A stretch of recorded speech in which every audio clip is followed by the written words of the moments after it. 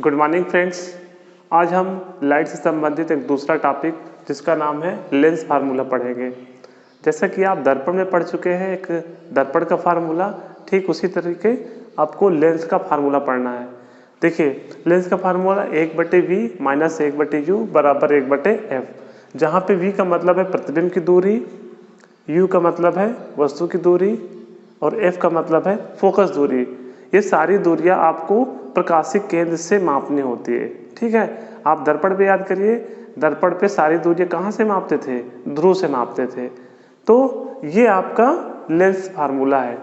यदि हम इंग्लिश में बात करें, अगर आप इंग्लिश मीडियम के छात्र हैं तो उनके लिए भी if we talk about the lens formulas, तो lens formula means 1/v minus 1/u is equal to 1/f, where v means it is the image distance, u means it is the object distance and f is the focus distance. Now you have to remember that if you have watched my earlier video related to the mirror, in the mirror formula you will get 1/v plus 1/u is equal to 1/f, but in the lens formula beside of plus we put minus, so the formulas become 1/v minus 1/u is equal to 1/f, where v is the image distance and u is the object distance and f is the focus distance. So these all included the lens formulas. Related to this there is so many numericals, but numericals we will discuss in the next videos. So this is all about lenses formula. तो ये सारा आपका lens का formula है, इसको आप अभी केवल पढ़िए, इसका मतलब समझिए, इससे संबंधित न्यूमेरिकल हम अपने अगले वीडियो में लॉन्च करेंगे। अब हम आवर्धन के बारे में पढ़ेंगे। आवर्धन को यदि हम परिभाषित करें तो यह प्रतिबिंब की ऊंचाई तथा वस्तु की ऊंचाई का अनुपात होता है। यदि हम इंग्लिश में बात करें तो magnification may be defined as it is the ratio of image height to the object height. So magnification are represented with letter m. so आवर्धन को हम किससे निरूपित करते हैं? m से निरूपित करते हैं। इसको हम कुछ इस तरीके लिख सकते हैं,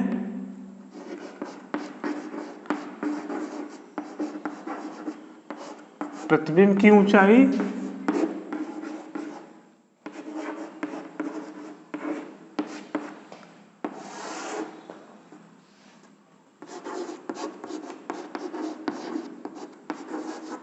वस्तु की ऊंचाई। अब देखिए m, यदि आवर्धन को हम परिभाषित करें तो इसकी मदद से हम कर सकते हैं। कैसे?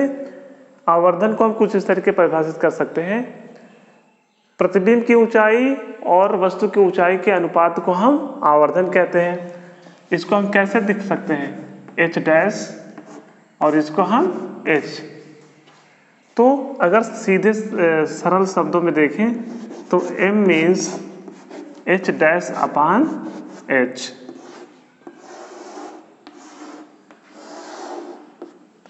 देखिए वस्तु एवं प्रतिबिंब की ऊंचाई को हम वस्तु की दूरी एवं प्रतिबिंब की दूरी के से संबंध दिखा सकते हैं।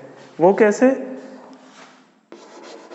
m बराबर h डैश अपान h बराबर v अपान u।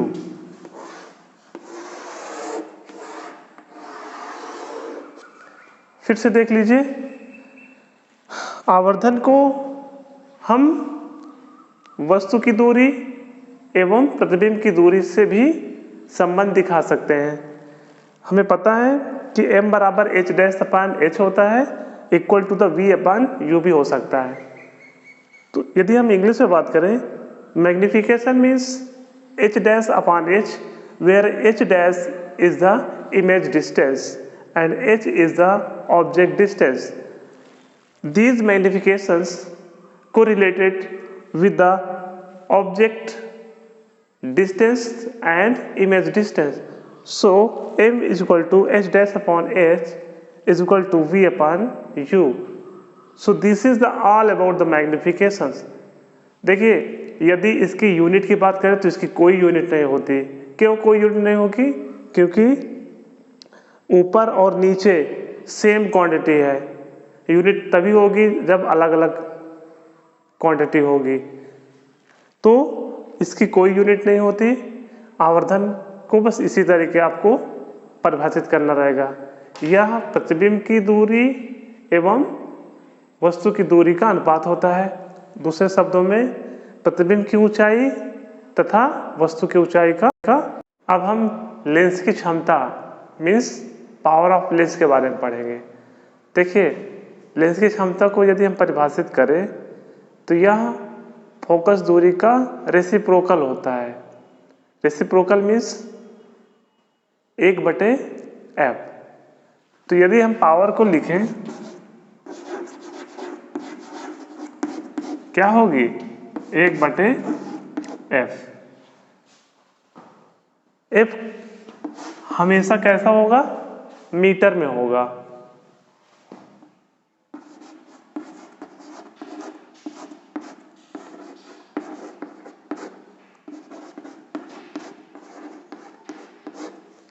अब देखिए,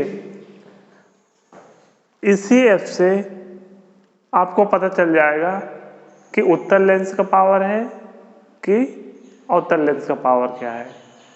यदि पावर की वैल्यू माइनस में आ जाए तो वहाँ अवतल लेंस होता है। यदि पावर पॉजिटिव में आ जाए तो वहाँ पे उत्तल लेंस होता है। तो हम इस बात को लिखे दे रहे हैं।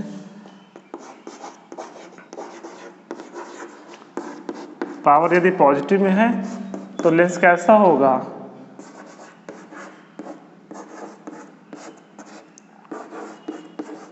उत्तल लेंस होगा।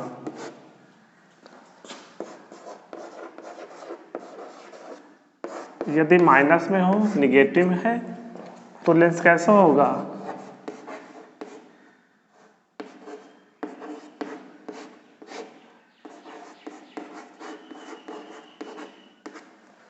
देखिए, जो पावर ऑफ लेंसेस है इससे डायरेक्ट क्वेश्चन पूछ लेता है कि लेंस की क्षमता को परिभाषित करो और इसकी इकाई लिखो।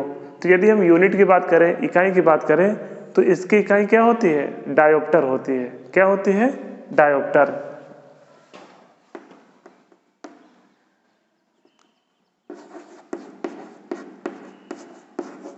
लेंस की क्षमता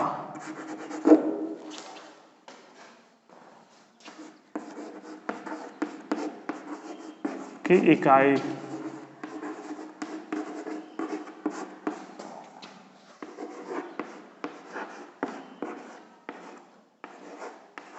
डायोप्टर।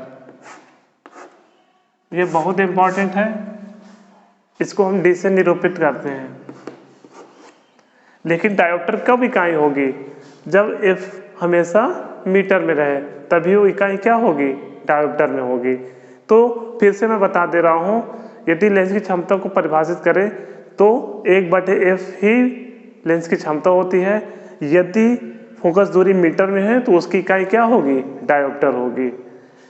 दूसरी चीज, यदि लेंस की क्षमता प्लस में आती हो तो वहाँ कैसा लेंस होगा? उत्तल लेंस होगा। यदि निगेटिव में आती है तो कैसा लेंस होगा? अवतल लेंस होगा। तो आज से ऑप्टिक्स का पहला चैप्टर खत्म हो गया है।